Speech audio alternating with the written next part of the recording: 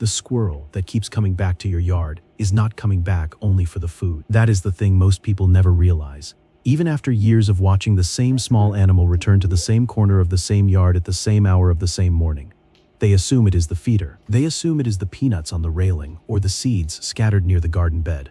They assume that if they stopped putting food out, the visits would stop too. But that is not the whole story. And the research that has come out of wildlife cognition laboratories in the last decade tells a story that is much stranger and much more moving than most people are prepared to accept. The squirrel coming back to your yard has reasons.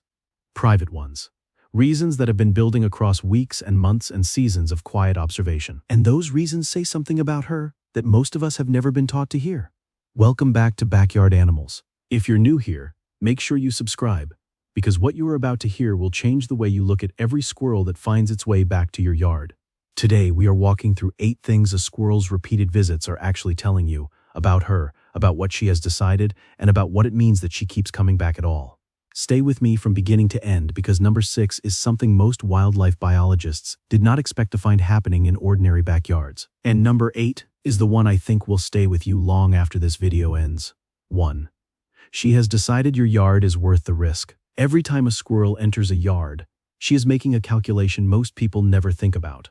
She is not just deciding whether the food is good. She is deciding whether the space is safe enough to be worth the exposure. A squirrel in the open is a squirrel that can be seen by a hawk, cornered by a dog, surprised by a child, startled by a door. Every minute she spends in your yard is a minute she is trading safety for something she has decided is worth it. The fact that she keeps coming back means she has run that calculation again and again and kept arriving at the same answer. Your yard passed. Not every yard passes. Not every yard gets a second visit, let alone a third or a 10th or a 100th. The squirrel that returns to yours has assessed the trees, the sight lines, the noise levels, the behavior of the humans inside the house, and she has concluded with the full weight of a nervous system built entirely around survival, that your yard is a place she can afford to be. That is not a small endorsement. That is a wild animal staking her life on a judgment she has made about the place you tend and the person you are within it.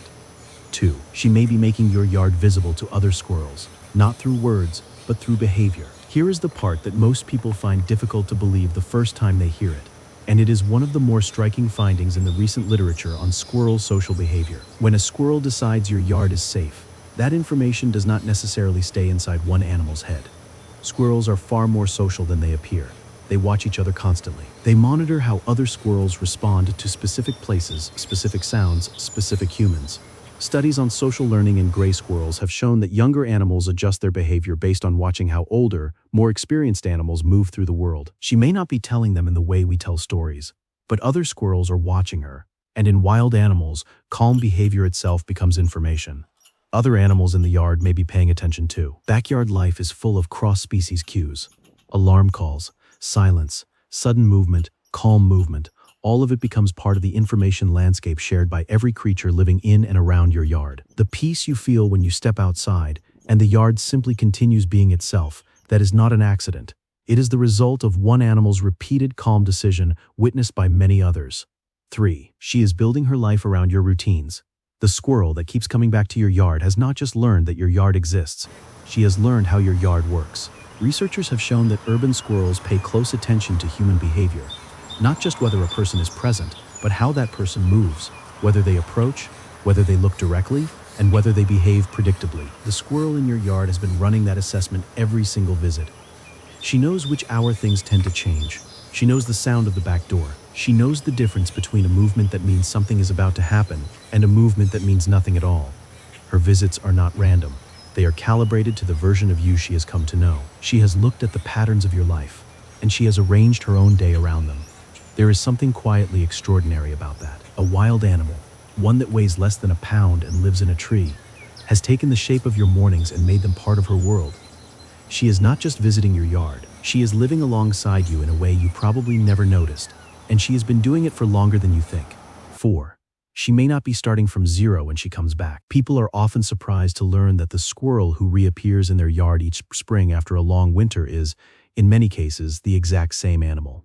Not a descendant, not a replacement. The same individual, returning to the same territory, to the same feeder, to the same corners she learned last year.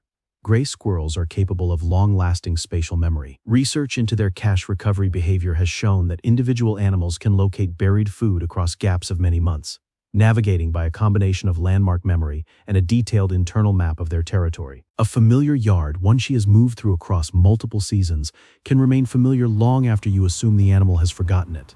The squirrel who seems to warm up to you faster each spring may not be starting over. She may be resuming, picking up a thread she set down in November and finding it close to where she left it. And the fact that she comes back at all, that she returns to this yard rather than moving elsewhere, tells you something about what she has decided this place is to her.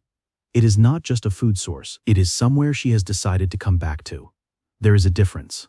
5. Her body may know the difference between your yard and a place that has never felt safe. We cannot measure the exact feeling of your yard inside her. She does not have a name for it, but we can observe the outward signs. Less hesitation at the edge of the lawn, a shorter distance kept from the house, calmer feeding, longer visits, more predictable routes taken through the same familiar corners. In wildlife behavior, repeated calmness in the same place is not meaningless. It is one of the clearest signals researchers use to assess whether an animal has habituated to a space. And habituation is not passive. It is an active conclusion, reached over many visits, that this particular place has never given her a reason to leave in a hurry. Her body may know the difference between your yard and every other yard in her territory. And on the mornings when she comes in without hesitating, when she goes straight to the branch she always uses and sits there in the early light, that is what you are watching. A small animal arriving somewhere that has earned her ease. 6.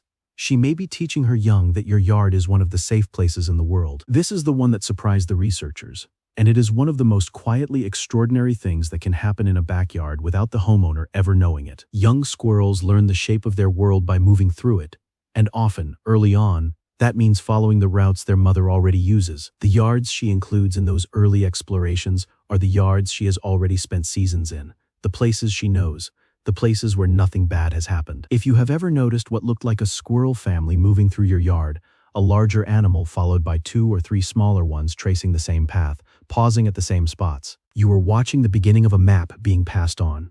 It may look like a curriculum, even if scientists would describe it more carefully, but the knowledge travels. Those young squirrels will carry something of this yard into their own adult lives. And the original decision, made by one animal in one season, to trust this particular piece of ground, does not end with her. 7. She comes back because this yard has been consistent when others have not. This one is harder to put into scientific language, but the evidence points somewhere real. Squirrels form memories that are not purely logistical. They remember not just where the food is and where the predators come from, but which spaces have been reliable, which places have not surprised them, which yards have stayed, across many visits roughly the way they found them. A squirrel that has been returning to your yard across seasons has a history with it. She has weathered cold stretches there. She has recovered caches from your garden bed and found them where she left them. She has come back on difficult days, days when food was scarce, or the hawk was close overhead, and your yard held. The space was there. The human was predictable. Nothing bad happened. That kind of consistency leaves a mark, even on a small animal, maybe especially on a small animal, whose whole survival depends on being able to trust the map she carries. Your yard is on that map, not just as a location, but as a place that has been reliable. And reliability in the life of a wild animal is one of the rarest and most valuable things in the world. 8. In human language, it feels like being chosen. I have saved this one for last because I want you to sit with it. We have spent this video in science, in habituation, in spatial memory and social learning and risk assessment, and the slow accumulation of trust across many seasons. All of it is real. All of it is documented. All of it is happening in your yard. But the experience that most people who have watched a squirrel return day after day eventually arrive at is not a scientific one. It is something quieter. It is the morning you stepped outside, and she was already there, in the spot she always chooses. And something in you recognized that this had been going on for a long time, that she had been coming back before you started paying attention. That something had been forming, quietly, without either of you deciding it. In human language, it feels like being chosen. In squirrel language, it may simply be this. She keeps deciding that your yard is safe enough to return to. She keeps finding, each time she comes back, that the decision still holds. Repeated tolerance, learned safety, remembered routine. A preference, built across many visits, for one familiar place over every other place available to her. That is what the science says. And what it feels like on an ordinary morning when she is on the fence post, and you are standing in the yard with your coffee, and neither of you moves for a moment, is something the science does not quite have words for. There are people watching this right now for whom that squirrel is the most consistent presence in a day that does not have many of them. People who live alone, people who have lost someone, people in a stretch of life that is quieter than they expected it to be. And for those people, the squirrel at the feeder is not a small thing. It is the thing that makes the morning feel less empty. She chose this place. She keeps choosing it. And if that has meant something to you, you are not foolish for letting it mean something. One last thing, because it matters. Trust does not mean hand-feeding her or trying to tame her.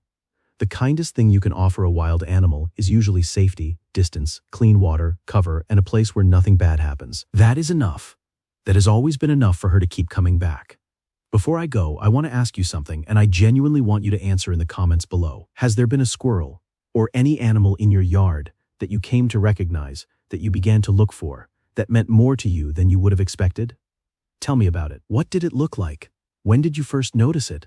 What was happening in your life at the time? The stories this community shares are some of the most moving I have ever read, and if anything in this video touched something in you, share it with someone who would understand. Sometimes the right words at the right moment are exactly what a person needs. Thank you for being here at Backyard Animals. I will see you in the next one.